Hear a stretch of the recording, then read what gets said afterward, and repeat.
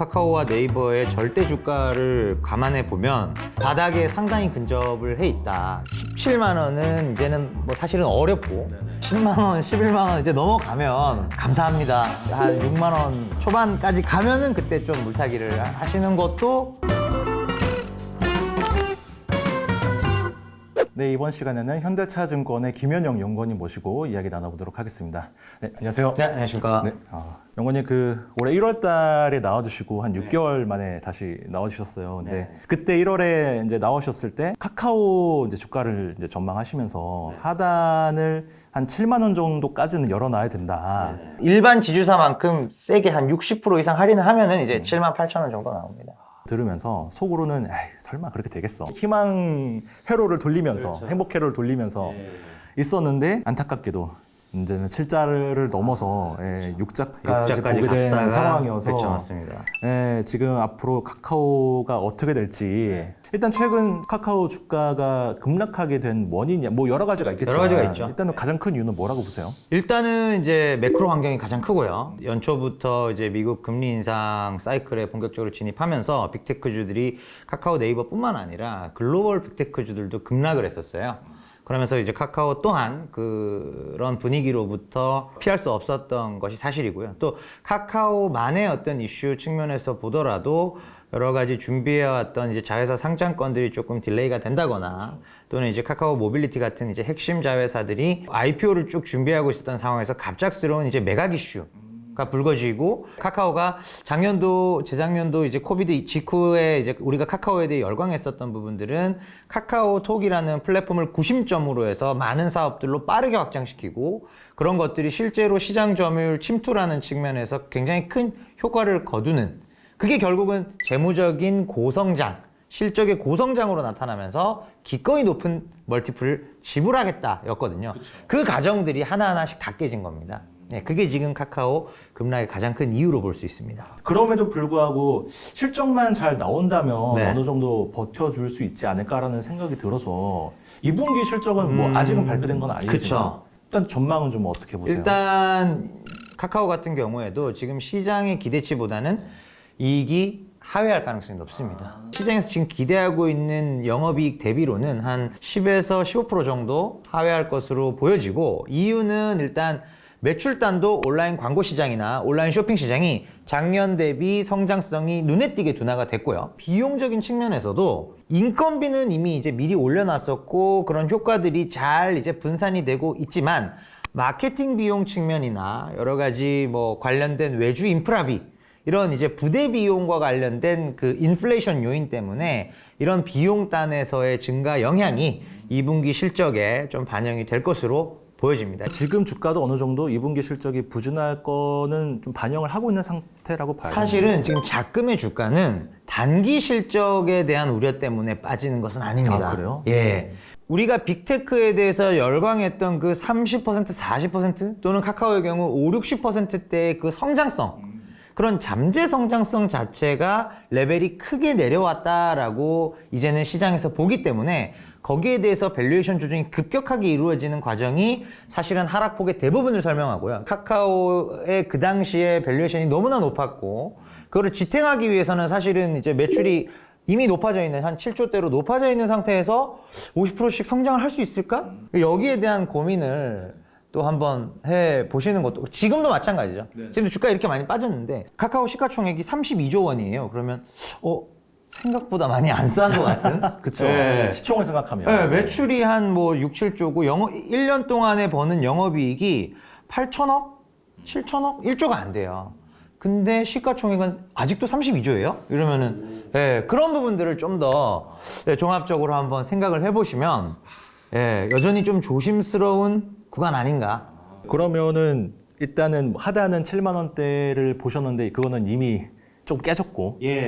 그러면 앞으로 여기서의 더 하방은 이제 어디일까에 대한 궁금증도 있고, 그러면은 반등하게 된다면은 어디까지 반등할 수 있을까에 대한 궁금증도 있어서. 그러니까 저는 지금 이제 지수 레벨이나 또 카카오와 네이버의 절대 주가를 감안해 보면 많이 온 것 같아요. 그러니까 바닥에 상당히 근접을 해 있다. 여기서의 추가적인 급락 가능성은 크지 않을 것이다. 만약에 2분기가 제가 예상했던 것보다 더 심한 쇼크가 왔어요. 그래서 뭐 일회성 비용 뭐 어떤 핑계를 대든 간에 어닝 쇼크가 세게 왔다. 그럼 주가가 개파락을 할 수가 있잖아요. 그러면 그때는 이제 약간 단기 트레이딩 관점에서는 좀 접근을 해야 되는 말씀을 드릴 수 있을 정도로 지금 많은 악재들이 반영되어 있는 주가입니다. 상당히 많은 부분들이 이제 반영이 돼 있어요. 왜냐면 모빌리티 관련된 매각도 얘기가 나왔고, 또 카카오 엔터나 피코마 관련해서 뭐 IPO도 상당 부분 딜레이 됐다는 것을 이제 모든 참여자들이 또 알고 인지하고 계시고, 온라인 광고나 쇼핑과 관련된 전방 시장의 성장률이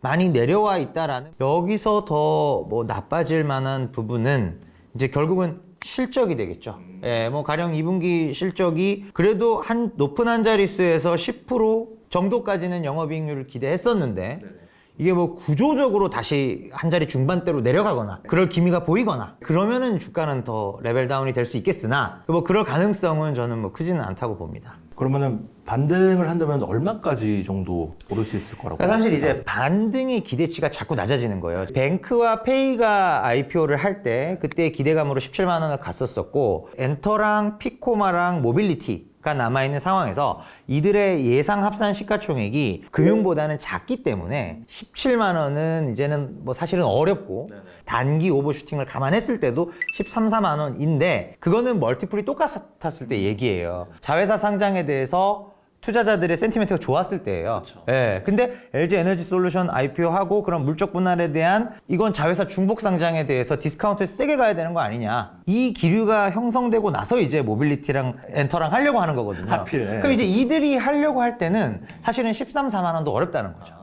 그래서 저는 뭐 한 10만 원, 11만 원 이제 넘어가면 감사합니다. 예, 왜냐면 바닥에서 50%, 60% 정도 반등하는 거잖아요. 앞으로 카카오의 성장 전략은 무엇이냐, 이제 이게 또 궁금하실 텐데, 네네. 최근에 기사를 보니까 뭐 애널리스트 분들을 대상으로 뭐 미래 성장 전략에 대해서 설명하는 간담회를 가졌다고 하더라고요. 그렇죠. 애널리스트 데이를 개최를 했었죠. 그때 뭐 주로 어떤 내용들이 나왔어요? 캐시카우 역할을 하는 쪽이 톡비즈예요. 그래서 톡비즈 안에 있는 광고랑 커머스 쪽을, 광고의 경우에는 슬롯을 계속 늘려서 성장성 유지해야 되고, 커머스의 경우에도 지금 선물하기 의존도가 80% 이상으로 너무 높은데, 이거를 다른 이제 톡스토어나 메이커스, 또 최근에 인수한 지그재그와 같은 이제 다른 사업부들을 키워서 선물하기 의존도를 줄이는 이런 방향성, 블록체인 사업을 담당하는 카카오 G하고, 그 다음에 클라우드랑 IDC 사업을 전담하고 있는 B2B 중심의 비즈니스인 카카오 엔터프라이즈, 이런 쪽들에 대한 이제 성장 전략들, 이런 부분들이 좀 강조가 됐었고요. 그러면 이제 카카오의 이제 메인 캐시카우 이제 톡비즈의 확장성이라는 관점에서 보면 이제 여기서 제시했던 전략 중에 하나가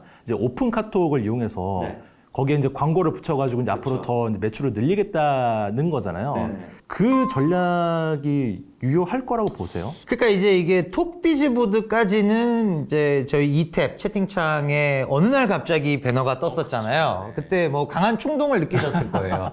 어떤 충동이요? 지우고 싶다. 아, 짜증난다? 아, 이거 텔레그램으로 어떻게 안 될까? 저는 그 광고 뜨는 게, 요즘 보면은 카카오톡 이렇게 따따따따 치면은, 뭐 예를 들어 에버랜드 딱 치면은 그 위에 이렇게 키워드 추천, 저 그것도 바로 껐어요. 뜨자마자 이게 뭐냐 이게. 그래서 바로 껐거든요. 물론 저 같은 사람도 있고 그런 거에 좀 덜 예민한, 이런 오히려 그걸 편의 기능으로 받아들이는 그런 분들도 있는데, 제가 생각했을 때는 지금 카카오톡이라는 하나 단일 플랫폼 안에서 광고 슬롯들을 계속적으로 늘려서 성장하는 부분은 조금 뭐 한 7분 능선은 넘지 않았나. 여기서 광고가 더 붙게 되면은 제가 또 생각을 해봐야 될 것 같아요. 우리나라의 광고 시장이라는 것은 13조, 14조. 근데 우리나라의 경제에 정말로 이렇게 연동되어 있어도 되나 싶을 정도로 연동돼 있어요. 아, 경제가 오르면은 광고 시장도 늘어나고. 광고 시장의 성장률은 GDP 그로스를 거의 따라갑니다. 거의 동일하게 따라가요. 그러니까 결국 우리나라가 고성장하는 국가가 아니잖아요. 그러니까 광고 시장의 성장률은 낮은 한 자릿수 정도밖에 못 올라가는 거죠. 카카오가 결국은 이제 해외로 나가는 게 아니라면, 구글처럼 600조 되는 전 세계 광고 시장을 호령할 게 아니라면, 결국은 이제 안에서 다른 매체가 하던 광고들 또는 다른 매체로 가던 광고들을 가져올 수밖에 없습니다. 그래서 슬롯을 이제 공격적으로 늘리는 부분이고요. 요즘에 핫한 이슈인 카카오 모빌리티 얘기를 좀 해봤으면 하는데 뭐 이런저런 뭐 썰만 나오다가 결국에는 이제 공시를 했어요. 뭐 10%대 매각으로 이대주주로 남겠다 뭐 이런 공지를 또 했다고 하고 근데 이게 10%대 매각으로 이대주주로 남겠다는 의미가 뭔지가 좀 궁금하거든요.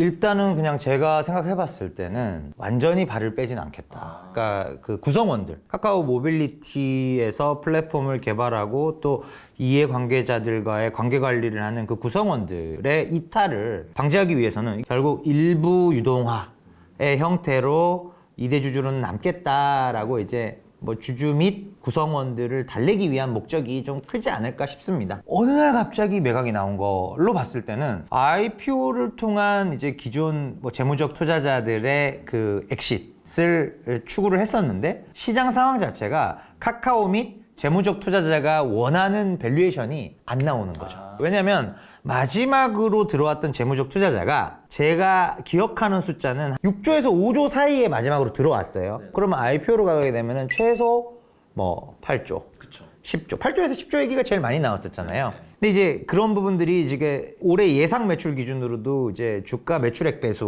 10배를 적용을 해야 되는데 전 세계 글로벌에서 카카오 모빌리티와 같은 그런 모빌리티 서비스뿐만 아니라 우버 이츠까지 갖고 있는 우버. 그 우버가 8배 정도밖에 안 되거든요. 아, PSR 기준으로? PSR 기준으로. 예. 그러면은 카카오 모빌리티는 왜 10배냐? 이제 그런 부분에 대한 어떤 딜레마죠. 만약에 실제로 이 지분 매각이 추진이 된다고 하면 완료됐다라는 가정하에 이게 확정이 됐다고 하면 그러면 그거는 카카오에는 호재라고 봐야 되는 거야? 악재라고 봐야 되는 거야? 카카오의 악재고 카카오 모빌리티의 악재죠. 왜냐면 카카오 모빌리티라는 모빌리티 플랫폼 기업은 카카오라는 브랜드가 핵심입니다. 카카오라는 우리나라 뭐 손에 꼽을 탑 티어의 빅테크 회사가 이 플랫폼을 관리해주고 또 이 관련된 데이터들을 제공해주고 그럼으로써 내가 편의를 추구할 수 있기 때문에 카카오 택시를 저희가 많이 이용하는 거지 않겠습니까? 카카오 대리도 그렇고요. 2대 주주로 가게 되면은 결국 최대 주주가 아니거든요. 그리고 뭐 연결 종속회사로 만약에 편입이 안 된다.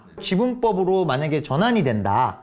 라고 보면은 이제는 카카오 재무제표상에 카카오 모빌리티의 매출이나 이런 것들은 반영이 안 되는 거예요. 카카오 생태계의 그 매출 안에도 이제는 포함이 안 되는 어떻게 보면 냉정하게 말하면 이제 비주력 사업으로 인지를 우리가 할 수밖에 없죠. 카카오 주주 입장에서도 이는 이제 악재라고 볼 수가 있고요. 왜냐면 톡 중심으로 다 한다였는데 다 하는 것 중에서 다 연결 종속회사였는데 모빌리티는 이제 아니네? 이렇게 되는 거죠. 제 개인적인 생각인데 이 카카오 모빌리티의 이런 매각설이 나오게 되는 배경이 사실 지금 카카오가 처한 딜레마를 단편적으로 보여주고 있는 사례가 아닌가라는. 성장을 하면 할수록 뭐 문어발식 확장이네 뭐 골목 상권 침해네 이런 얘기가 많아지면서 여론이 안 좋아지고 그거에 따라서 자꾸 주가도 좀 반영이 되고 하다 보니 뭔가 이제 이런 거를 해소하기 위해서 그러면은 그 중에 하나를 뭐 매각을 해야 되긴 할 것 같은데 그렇다고 매각을 하자니 카카오의 성장성을 보고 투자를 했던 투자자들은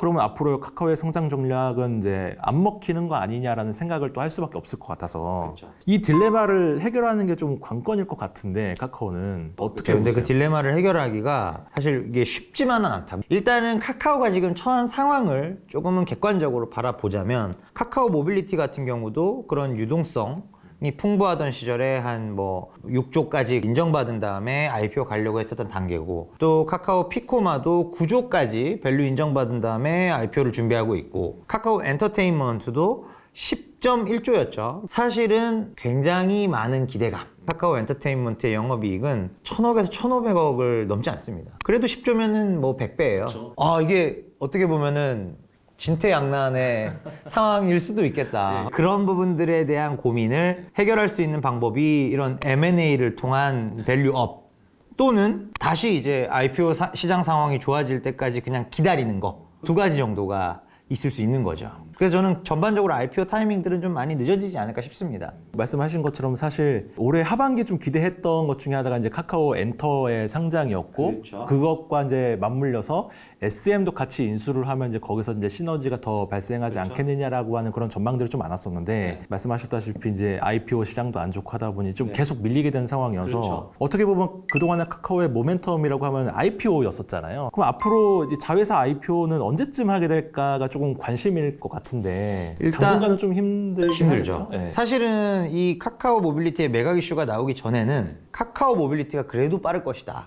예, 왜냐면 뭐 작년도에 흑자 전환도 했고 그다음에 매출액 성장률이 폭발적으로 나오고 있는 상황이고 그래서 가능성을 좀 높게 봤는데 이 매각 이슈로 인해서 일단 뭐 올해는 당연히 없겠죠. 그래서 한 내년 상반기 정도가 제가 봤을 때는 카카오 모빌리티가 IPO를 좀 트라이 해볼 만한 그런 상황이 될 것이고 피코마가 일본 시장에 상장하는 게 마찬가지로 비슷한 내년 상반기 그 정도고 카카오 엔터는 조금 많이 뒤로 밀릴 것 같아요. 그래서 굳이 순서를 따져보자면 피코마, 카카오 모빌리티 요 둘은 2023년 가능성이 있고 카카오 엔터는 24년 이후이지 않을까.